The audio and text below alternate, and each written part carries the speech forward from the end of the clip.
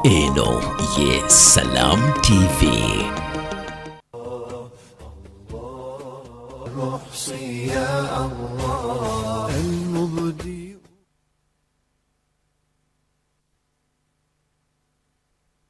الحمد لله ثم الصلاة والسلام على من لا نبي بعده الذي أكرمنا بالإسلام وعزنا بالإسلام وفضله على كثير من الأديان. الحمد لله الذي جعل الإسلام نورا. الحمد لله الذي من علينا بنعمة الإسلام والإيمان. الحمد لله الذي احتجب في حجاب جلاله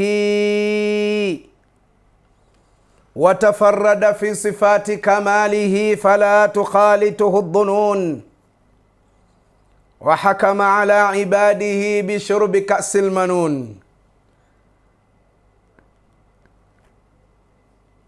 اللهم آمين آمين آمين آمين. Matendo gonna majivuga wa kitiibwa Allah subhanahu wa ta'ala. Oyo Allah jalla wa ala kyatufudde abalamu tumwebaza Allah olw'okuba nti Allah yatufuula abalamu ffe baani.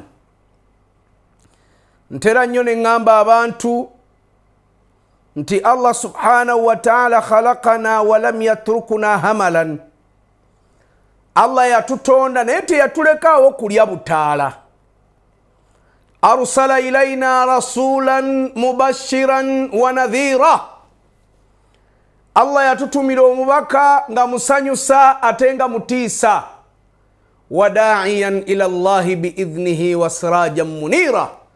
Ombaka wa Allah nga akoola abantu okujja eri Allah subhanahu wa ta'ala ate nga yettaala eyakaayakana. Baddu ba Allah subhanahu wa ta'ala abandaba ku Salam TV, Salam Charity Live Program Appeal. Nkuutira omutima gwange n'emitima gyammwe ebbanga lyonna Allah mumutye. Tekabatanda ne mulagajjalira ebintu bibiri. Nkiddamu. Tekabatanda ne mulagajjalira ebintu bibiri. As-sihhatu wal faragha. Obulamu n'eddembe. Tekagezangako ne kakutanda n'olagajjalira ebintu bimeka? As-sihhatu wal faragha. Obulamu n'eddembe. Twakaziika muganda waffe tusaba Allah amusaasire. Nga Next Media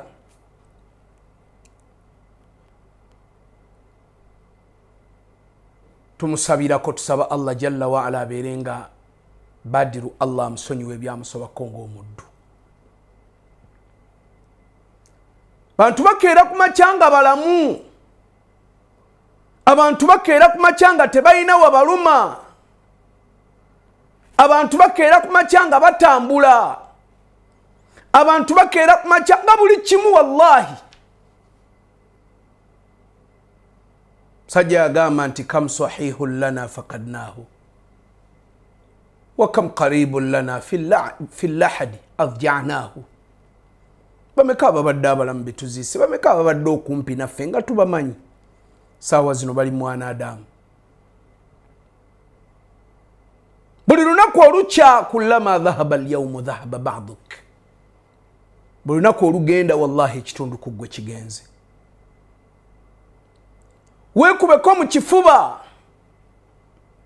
Beerako by'ogattagatta. Programu yaffe egenda mu maaso. Twagiwadde mu wiikisi zaffe nga ziizo. Twagala tugule mama kits. Tuyambeko baganda baffe abeeruuka. Nga bwe kiri nti omwaka guno gwonna twaguwaluuka. Olw'obwetaavu buno obuliwo twagambye nti nedda katubeereko mama kits ze tugula ziyambeko bano abakyala abazaala abatalina mwasirizi. Yes, malwaliro tugataddeyo, mizikiti tugezaako giteekayo tukyagerezaako ddala n'amalwali tukyagerezaako ddala naye tugamba nti gwe omusiraamu ali eyo gwe Allah gwasitudde mama kiti ya $5,000 gigulireyo omukyalo omulala agenda okuzaala eyo ejjana ezo empeera tezikwatika.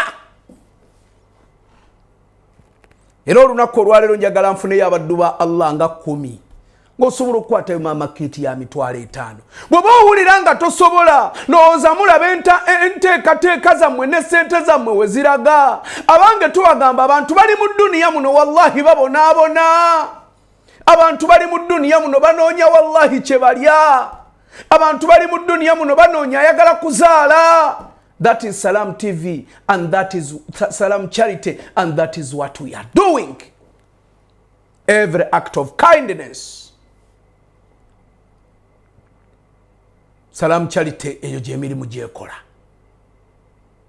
Twagala okukubuuza gwalaba Bugiri Hospital otaddeyo ki twagala okulaba ng'abantu bano ndowooza mulaba Dr. Alhaji Abdul Karim Kalisa ku gurawundi atuukira ddala ye yagaana okutuma ne Alhaji Abdusalam Ali Kinobe ku gurawundi batuukira ddala wallahi okulaba nga abantu bano bafuna emirembe ne ttiimu ya Salam Charity yonna.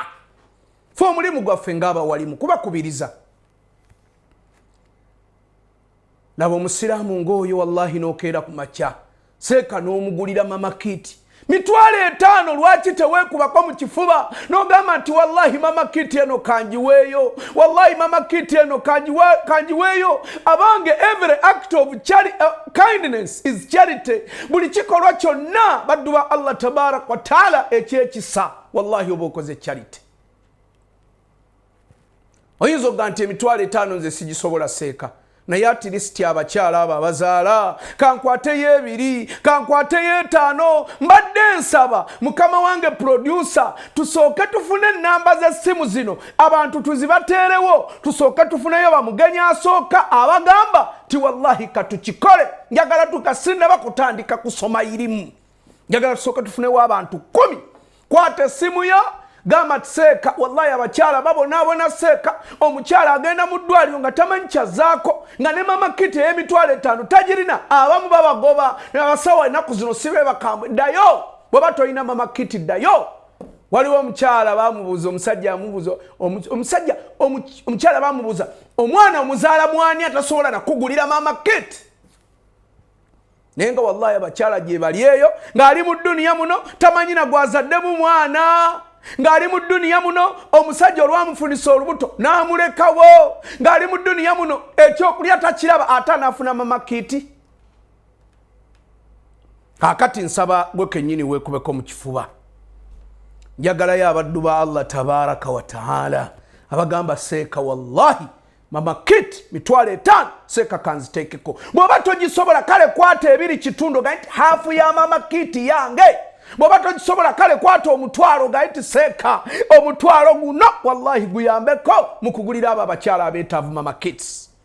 Tuliruuka yamba ng'oyita ku nnamba z'engenda okusomera owa Airtel gya esimu njagala ntandike n'aba Airtel abuulira mwakoowa nabagamba nti wano tuba tuleese jana Nabbi aganti kullukum satadkhuluna aljannata illa man aba mwenna jana mugenda kujingira okujjako ali baganye bamubuuza wa man aba ya rasulallah owange gombaka wa Allah ni agenda ogaana okuyingira jana n'abaga nti oyo agenda ogaana ogikolerera. Kwata simu yogo wa Airtel ngenda kusomera njagala tufune wana abantu 10 buli omu atuwa $1,000 tufune abantu 5 buli omu atugulire mama kiti emu tufune abantu 10 buli omu atuweeyo ekitundu kya mama kiti $2.5 Airtel nyiga star ngenda basomera wano abasajja abagenda okujja ne mama kiti ngejjudde ngenda kubanga basomera wano wallahi tubawe kudduwa olw'ekisa olw'amaanyi n'abo bagenda okubaako kye bateekayo mwenna ngenda kubayisa wano ku mpewo ate mbaweeko kudduwa nyiga star 185 star mwenda hash star 185 star mwenda hash tandise nawa Airtel star 185 nasinatandika irimu yakuwayo mama kiti njagala nsooke ndabe baani abo wallahi abaga nti seeka ffe tetugenda kulinda irimu njagala ndabe baani abo abaga nti seeka ffe tetugenda kulinda irimu nyiga star 185 star 9#. Bwogimaliriza yingiza merchant ID tunulira ku TV yo bino byenkusomera ku TV yo kwebiri teka merchant ID ya faawo eri 434298 434298 ogimaze yingizamu amount awe njagala otekeremu akasente ko tekamu omutwalo gwo tekamu ebiri gyo tekamu etaano gyo bw'omalaawo yingizamu payment reference awo jja kunterawo mannya gogo kagenjagala bw'omalaawo tekemu pini sente zo zigenda kuba zimaze okutukaano musalamu charity. Remember, you donate, we deliver with trust, and remember, every act of kindness is charity. Nziriramu abo aba Airtel star 185 star 9# ogimaze. Merchant ID 434298 kyali kuba Airtel kati wano ng'essimu tekaaba.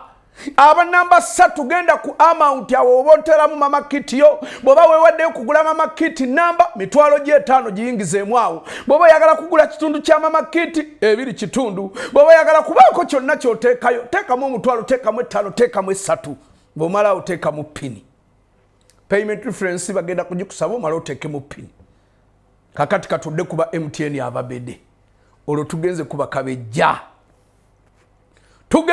kabejja ne Allah minal mu'minina rijalun sadaqu mubakkiriza mulimu abasajja nga ye bamukwatangabo mulimu abakyala nga bamukwatangabo mulimu abakyala nga atuddewo watudde mu ddiro abaze okutumya essimu yagati mugiweereze wallahi mbereko kyentekako nyamba abeerubuka abakyala basobole okuzaala nga balina mama kits.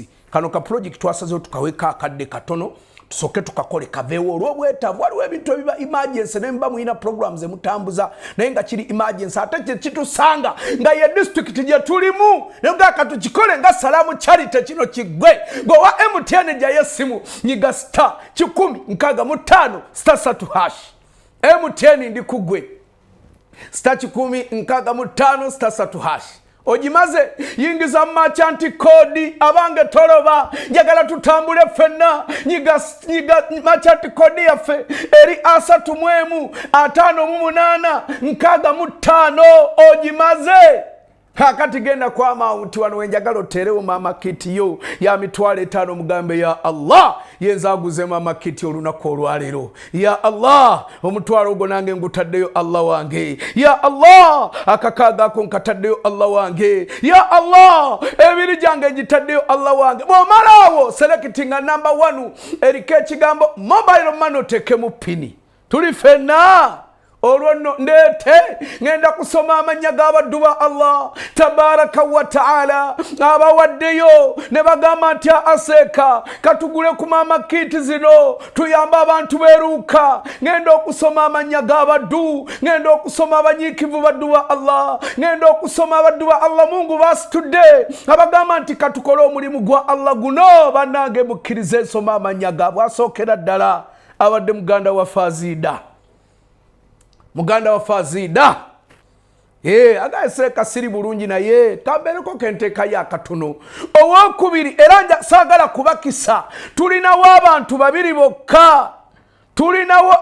babiri bokka Faruku Mutebi naye agamba seeka kantuke aina almutasaddiquna abanga abasaddasi muliwa aina almutasaddiquna abanga abasaddasi muliwa mikwano gyange muliwa abaddu ba Allah tabaraka wa taala muliwa kwata essimu yo beerako kyoteekayo mugaiti ya Allah nange nvuddeyo nabbi waffe Muhammadi uliriza ebigambo bya nabbi gwakyagayadde nabbi yaga nti ma min yaumin tewali lunaku yusbihu al-ibadu fihi abaddu bakesezaamu nga balamu illa malakani yanzilani wabula Allah sazi malaika bbiri malaika fayaqulu ahaduhuma malaika omu nasoma edduwa naga nti Allahumma a'ti ay Allah wa munfika khalafa oyo omuddu akutte kyakutte nakiteekayo nga mugabi wayaqulu al-akhir malaika endala nesoma edduwa naga nti Allahumma a'ti munsika talafa owange gwe Allah linnya vunga ensonga z'omuntu nga Allah yamuwa naye nga talina kyakwata kugaba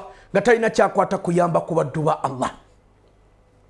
Olwo nno leero nno nzize ndi wa vibe simanyi nange vibe gyenjijje oba lwakubanga ndi mu wiki yange bazadde bange gye banteeka ku nsi oba lwakuba ndi mu wiki bazadde bange gye banteeka ku nsi Allah wallahi ndi mu vaibu olunaku olwaleero era bwe njogera ebigambo bino n'otasaddako ojja kuba owekotogedde nnyo leero nzize kusoma irimu ne vaibu ey'ekika ekyawaggulu era yita abaana baawo bagambe nti twazze kusunsula kulaba ku migaso gya kusaddaka kwata mama kiti ya mitwalo 5 giteekeyo mu kkubo lya Allah muganda wange ndaba Mungu akusitudde bimeka byakoledde ng'omanya abali mu kkomera gwe omanya abali mu ddwaliro gwe Allah akusaasidde muzaalira mu malwaliro wallahi ga bukadde na bukadde muzaalira mu malwaliro ga mitwalo 5 muzaalira mu malwaliro ga mitwalo 10 Seeka Buraida Tamuweesi my obi nga sinnakulaba mama kiti tesobola kulema giteekeko nze ndagidde n'oyo sahaba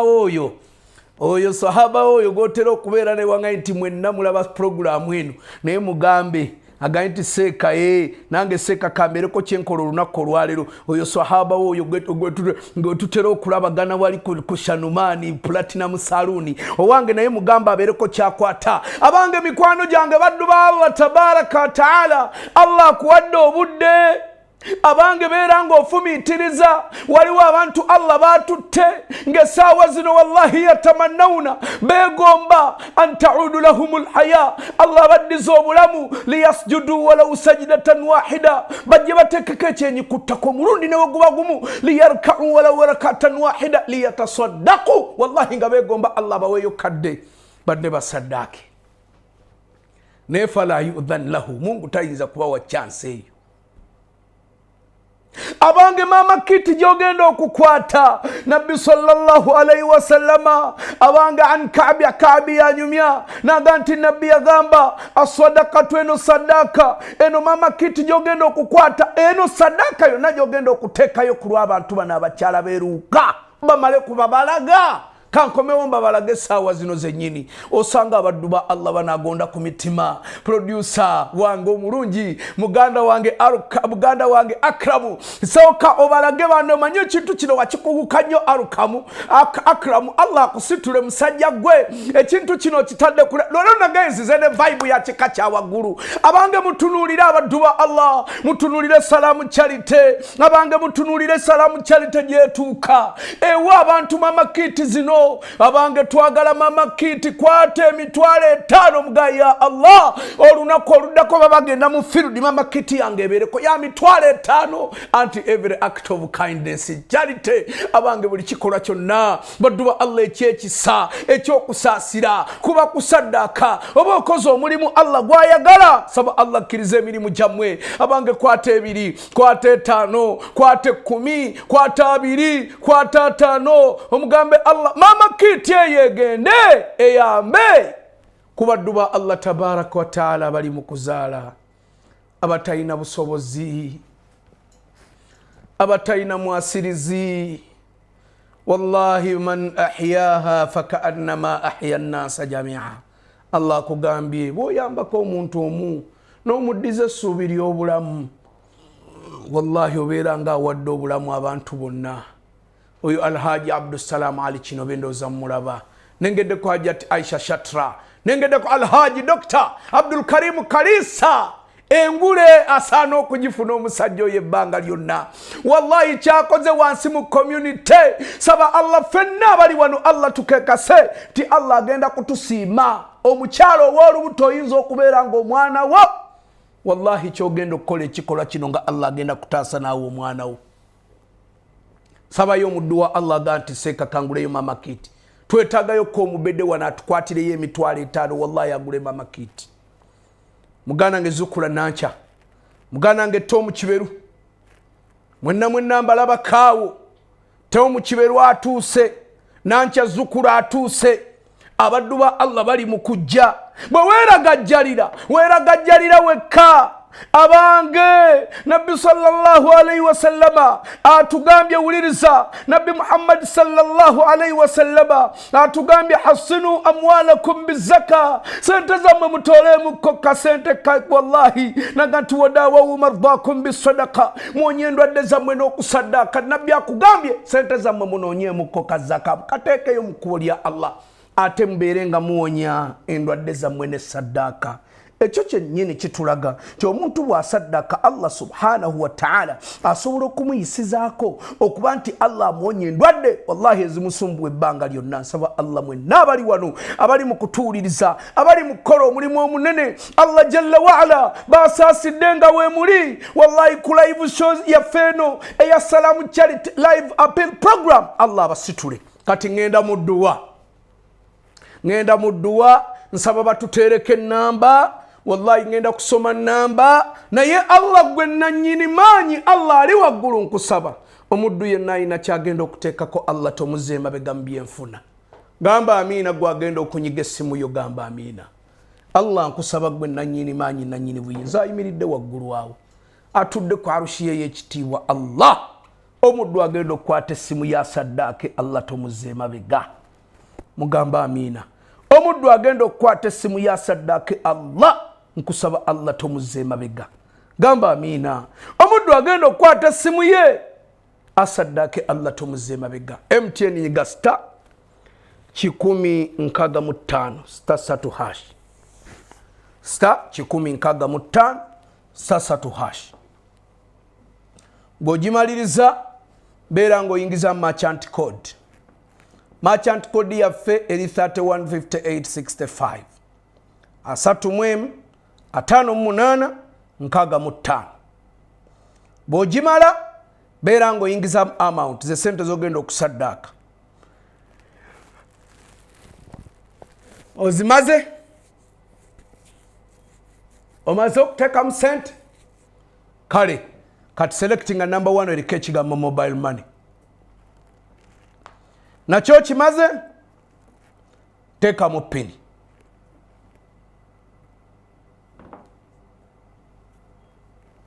Maze oteekamu pini?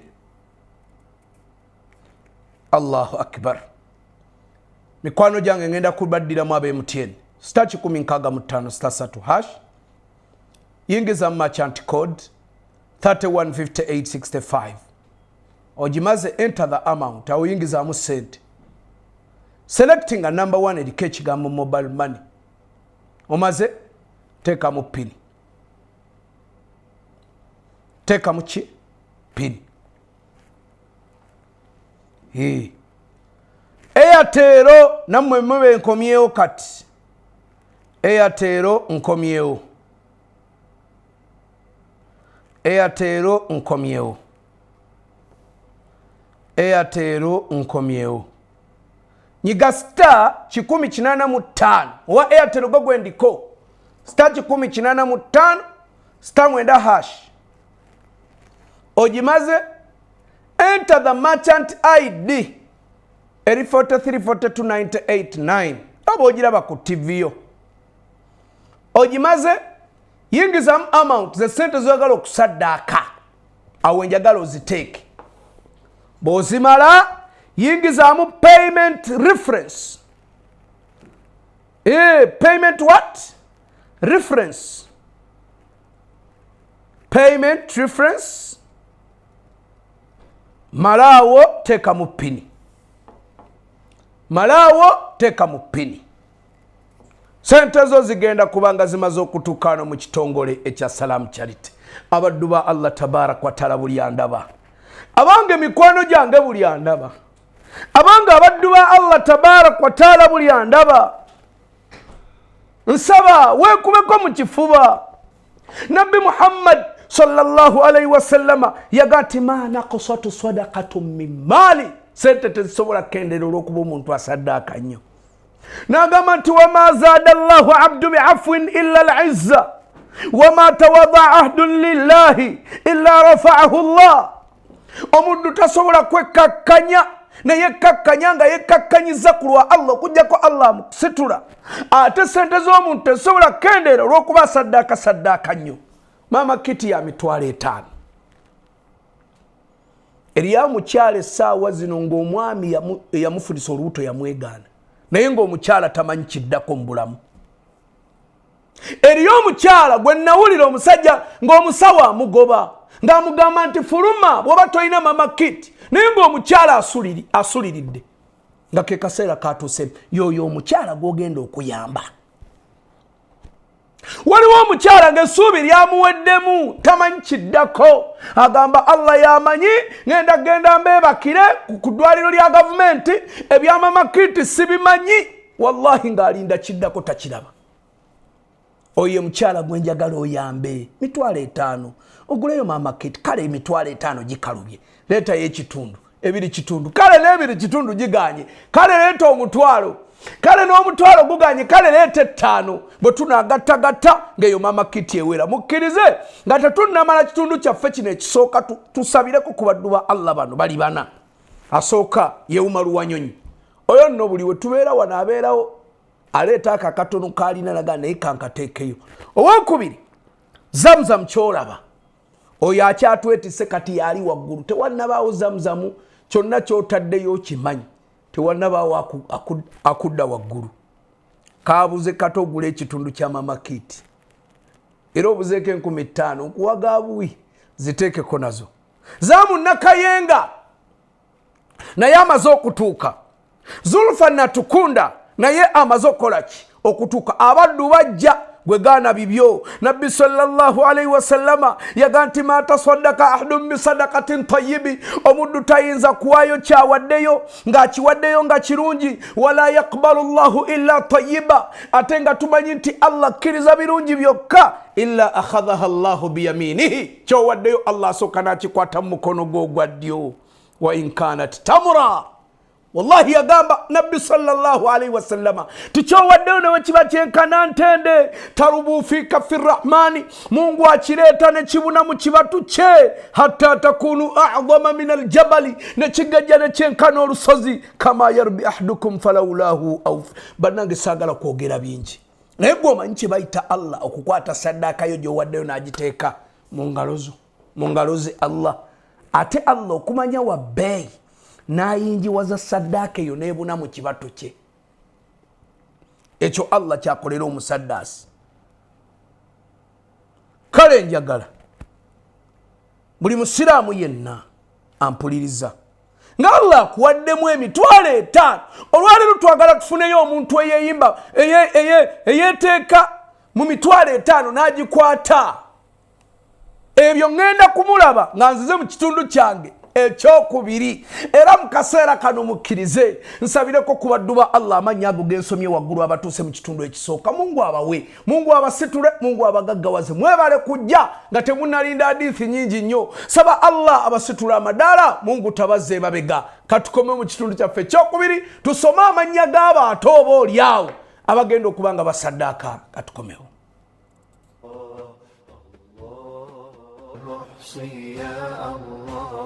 المبدي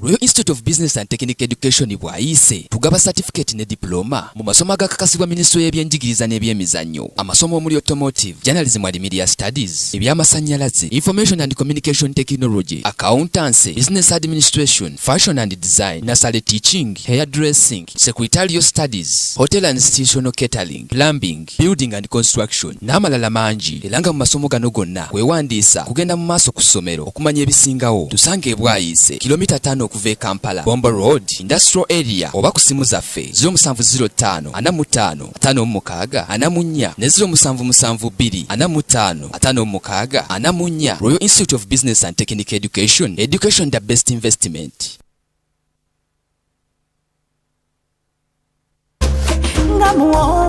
Musufu, Sam Snacks, Ali Yummy Yummy.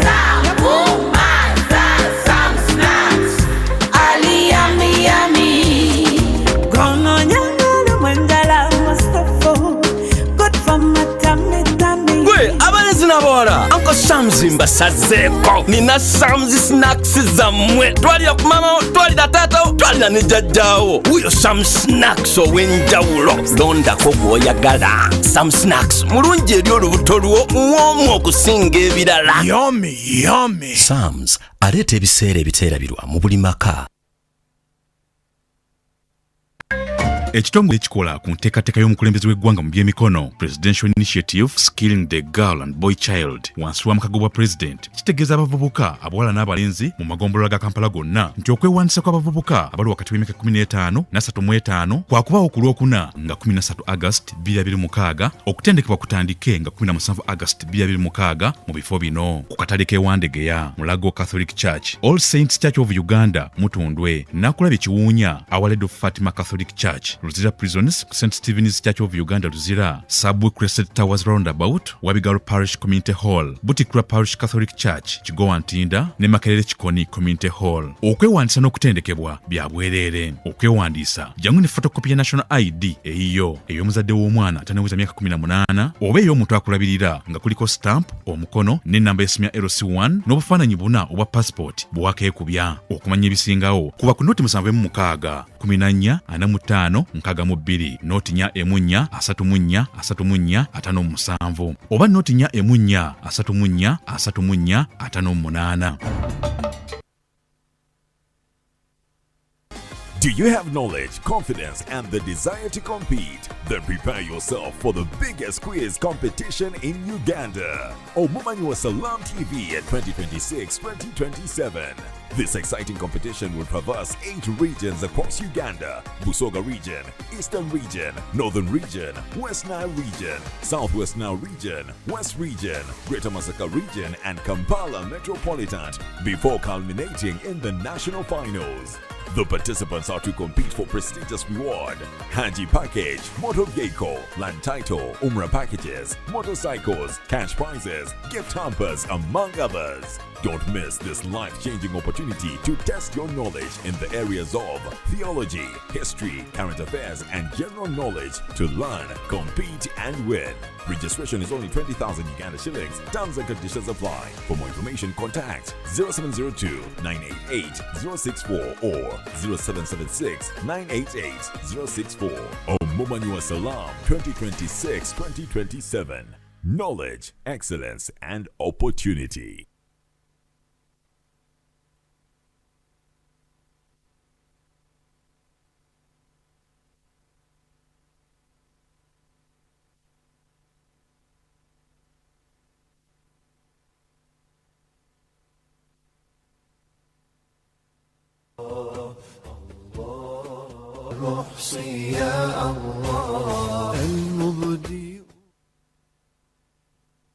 Masha Allah tabarakallah, tusanyuse okubalabako mu kitundu kyaffe wano ekyokubiri.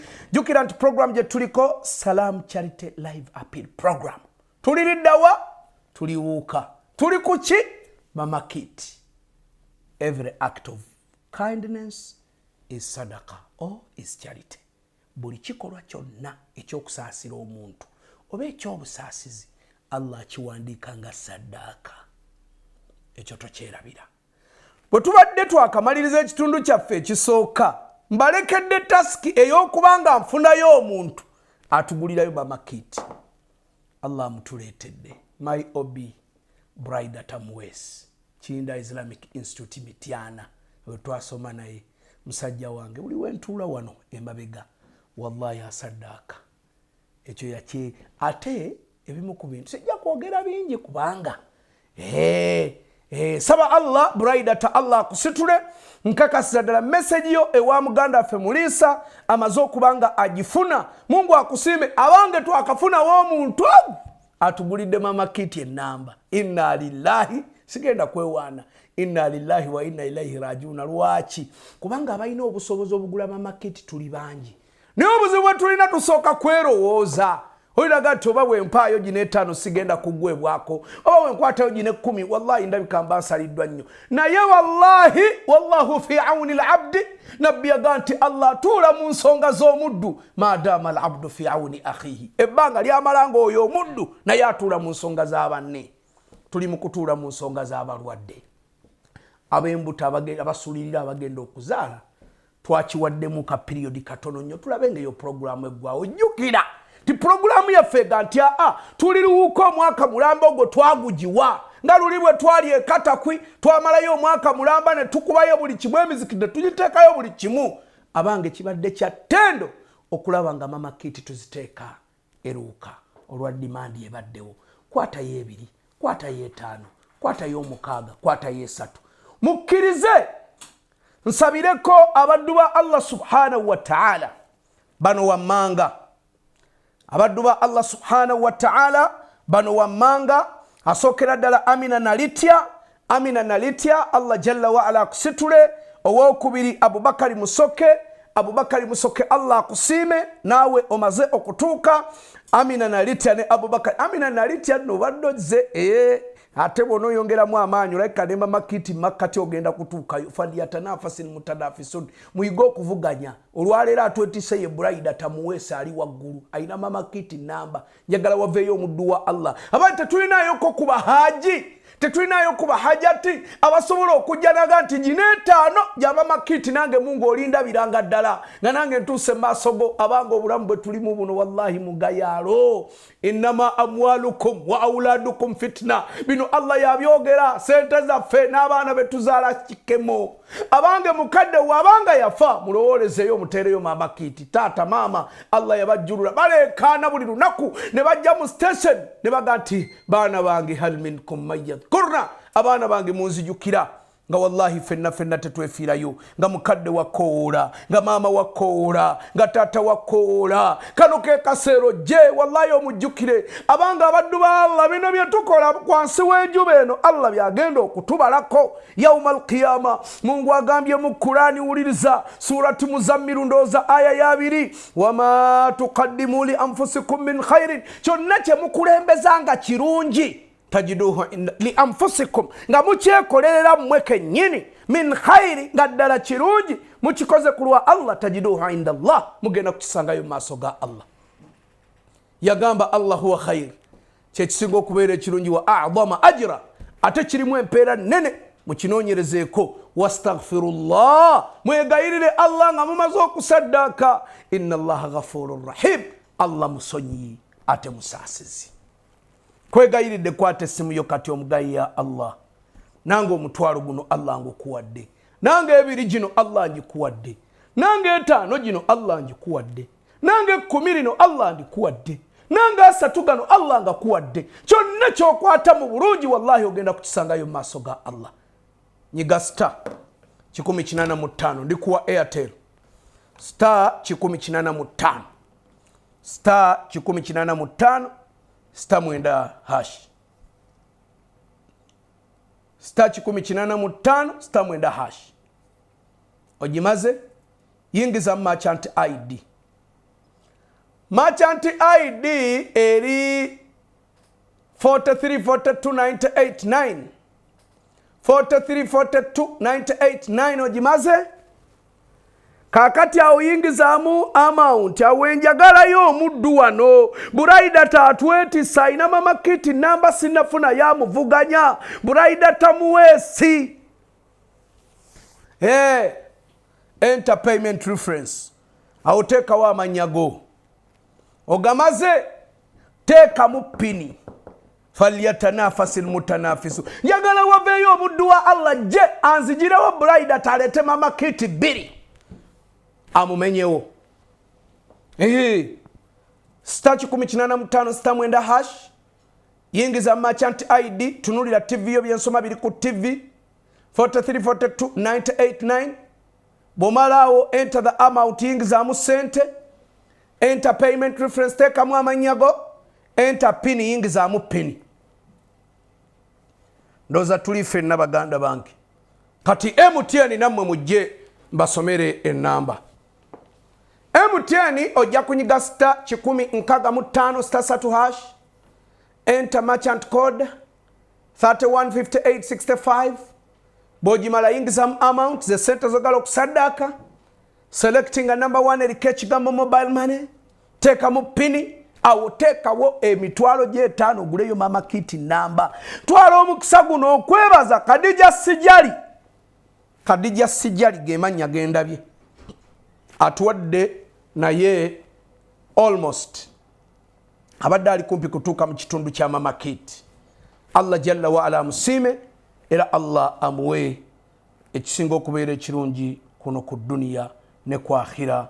Baddu ba Allah tabarak wa taala aba MTN kambaddiremu omulundi gumu nyiga star 165 star 3 hash. Ogimaze star 165 star 3 hash. Boba ogimaze boba ogimaze yingizaamu merchant code. Merchant code yaffe ya MTN eri 3,5,8,65. Njiddamu 3,5,8,65. Ogimaze enter amount. Awo njagala oteeremu sente zo. Selecting a number 1 eriko ekigambo mobile money. Teka mu pini. Teka mu pini muganda wange. Nsaba Allah jalla wa ala. Buli yenna ina kyatodde Allah jalla wa ala.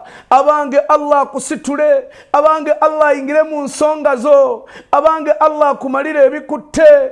Abange Allah kutaso kulemererwa. Abange Allah kumpere ebirungi. Abange Allah takuze mabega. Abange Allah jalla wa ala akuteke kubaddu. Bagenda okusima yaumal qiyama. Kulunaku lwe tugenda okumusinkana Allah. Allah yagamba mu Qur'an suratul Baqara aya ya 26 Allah nagamba mathalul ladhina yunfiquna amwalahum fi sabilillah ekifana nkyabo abakwata kye bakutte ne bakiteekayo mu kkubo lya Allah kamathali habbatin balinga badduba Allah bolaba kamathali habbatin balinga ekifana kyempeke badduba Allah uliriza balinga ekifaananyi ky'omuntu badduba Allah kutte empeke ya kasooli n'agiteeka mu ttaka Allah n'amuwamu omusooli mulamba wallahu yudha'ifu liman yasha. Allah bwe yali amaliriza yagamba ye Allah akubisiza oyo gw'aba yagadde wallahu wasi'un alim. Allah mugazi nnyo ate mumanyi nnyo.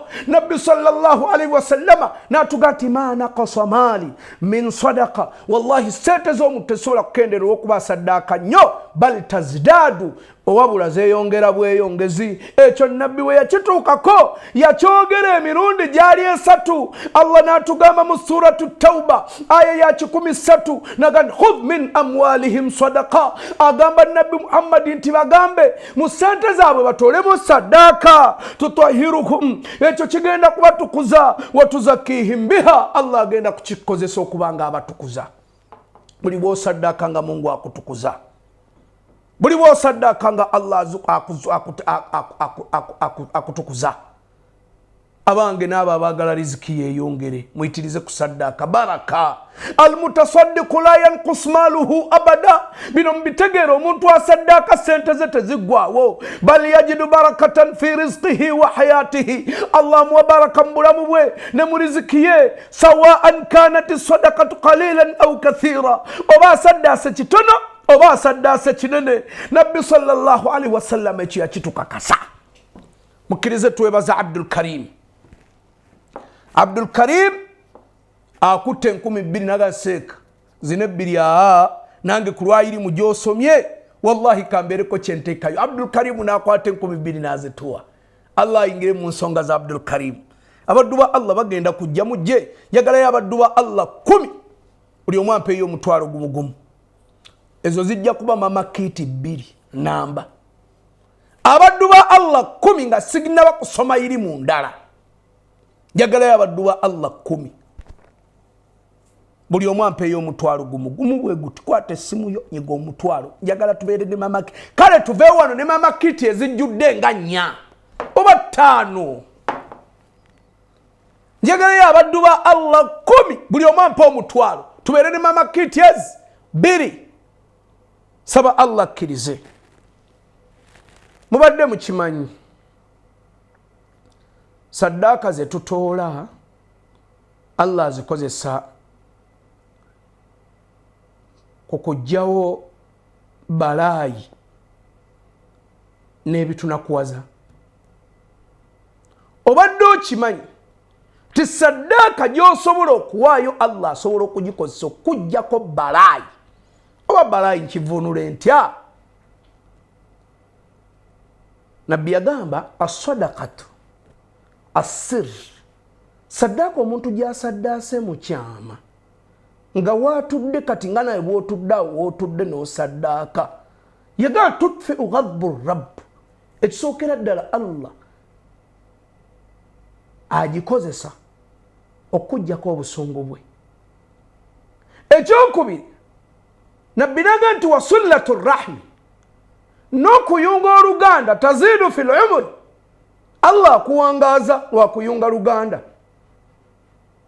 N'ebbalaayi abantu bonna ze basanga mu nsi muno, kyova olaba omuntu omusaddaasi balaayi ze ziba ntono. Muntu omusaddaasi Allah omuleetera obulwadde obwo. Wallahi nabbi yagadde awawuma ddaakum bisadaqa, mwabaagala okuwona agalwadde aganene, olina endwadde gy'otya saddaaka. Allah mugamba nti Allah ntaasa kansa, Allah ntaasa okulwala omutima, Allah kusaba ntaasa siriimu. Kwata saddaaka ogiteekeyo. Tuli ku Mama Kids program, tuli mu kuddukirya abantu bafe abeeruuka, tuli mu kukola omulimu gwenkakasa nti wallahi Mungu bw'agutunulako n'agusiima tugenda kuyingira ejjana. Tuli ku saddaaka, nabbi gye yatuukako okwogera, abange nga tusobya Allah emisana n'ekiro, naye tunuulira abaddu ba Allah, ani atayagala kusonyiwa mazambi, ani atayagala kubaako nga mu Mama Kit ezigabibwa nga bw'olabaawo ku TV yo, wallahi nga mulimu ehiyo. Ani atakyagala? Ani atagala kuleka baddu ba Allah tabarak wa taala kuleka ligase mu bulamu bw'ensi eno? Ani atayagala kuyimirira mu nsi muno nga waliwo abantu abamudduukiridde, nga waliwo abantu badduukiridde? Ani atasobola kukola ekyo? Bugiri hospital, ani atasobola kuteekayo Mama Kit? Ani atasobola kwerekereza baddu ba Allah? Ye abange, ani atalina mazambi nga ffenna tukimanyi baddu ba Allah tabarak wa taala nti saddaaka Allah tabarak wa taala eyambako okuba nti Allah atusonyiwa amazambi.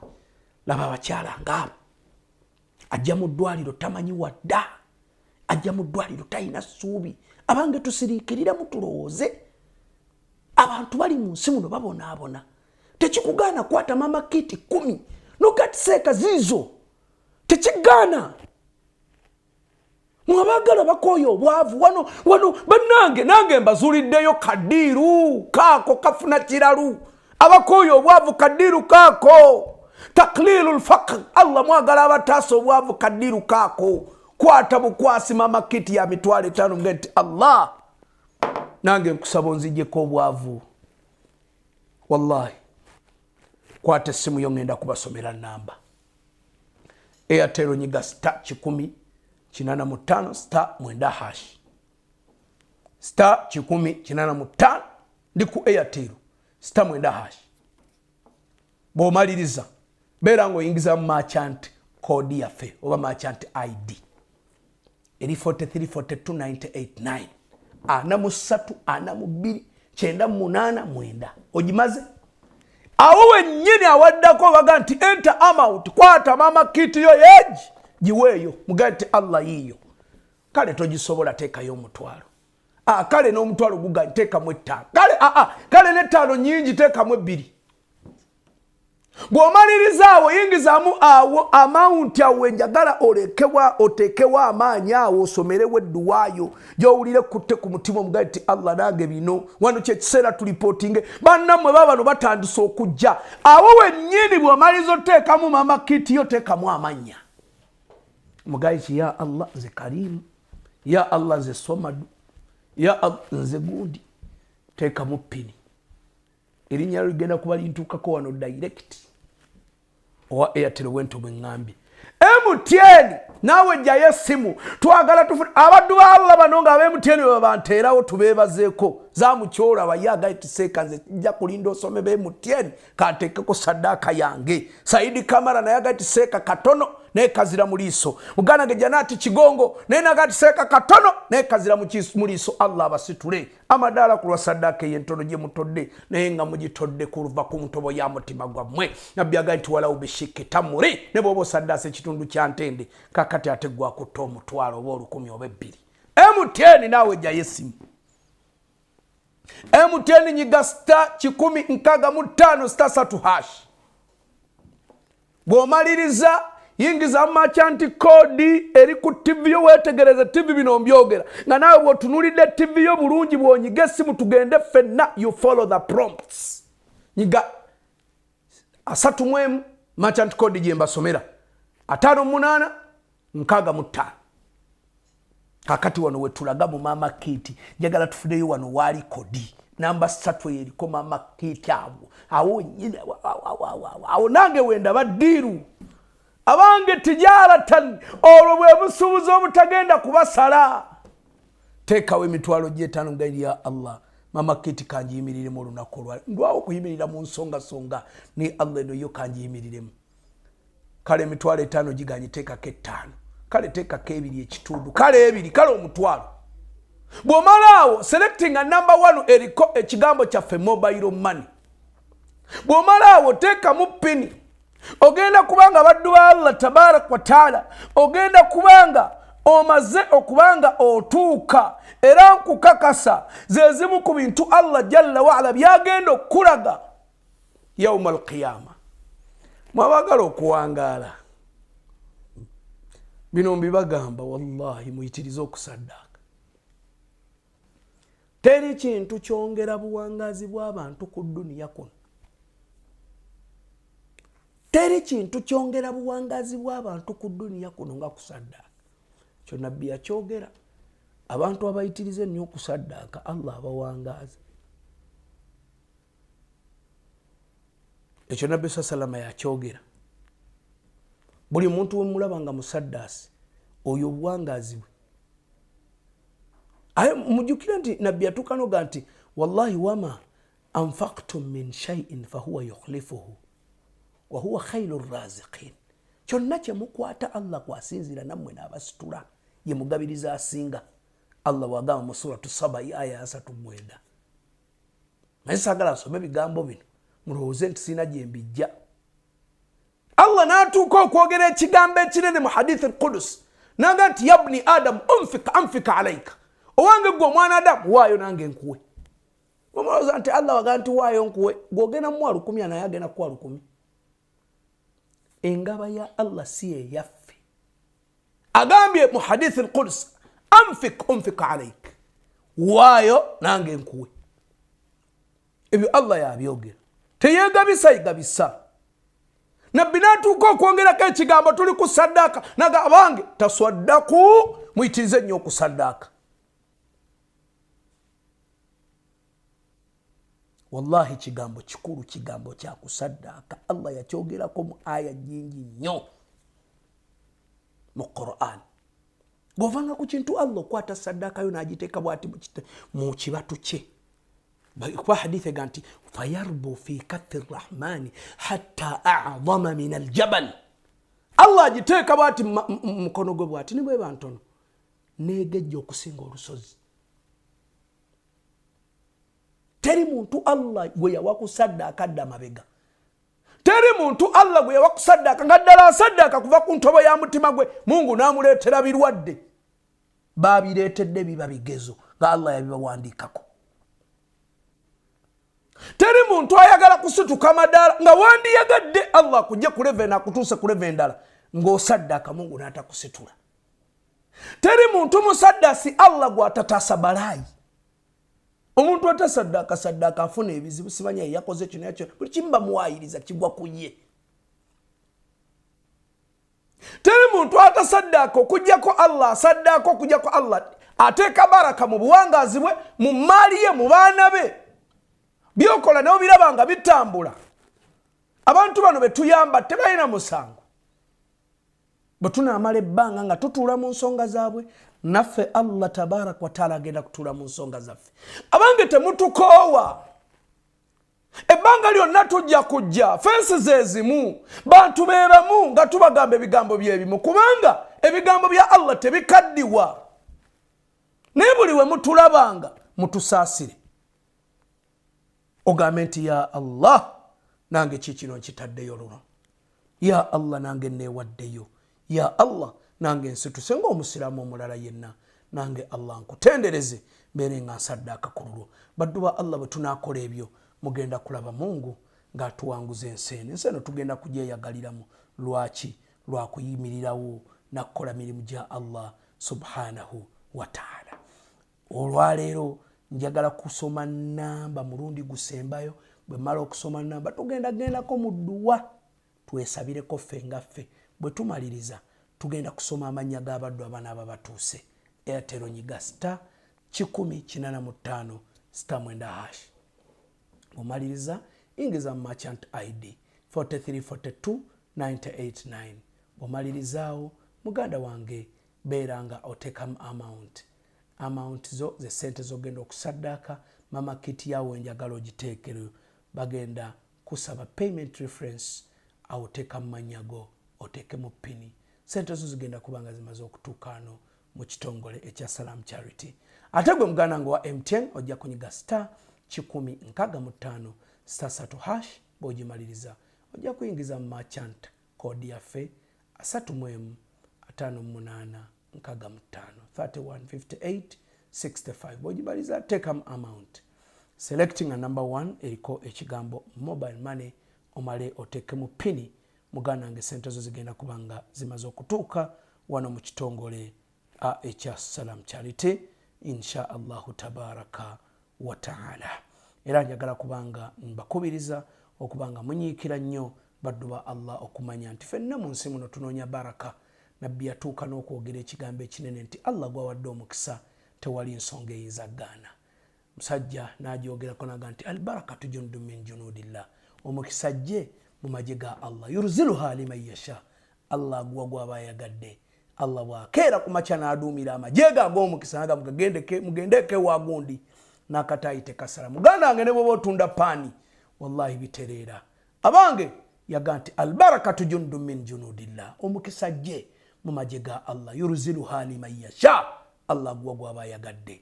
Nabbi n'atuuka okwogera ekigambo ekinene nti Allah gwawadde baraka ne bwakuwa jjiiko. Abange baganda bange abantu bonna obulamu bw'ensi eno butambulira ku baraka, kye bayita omukisa oba kye bayita blessing.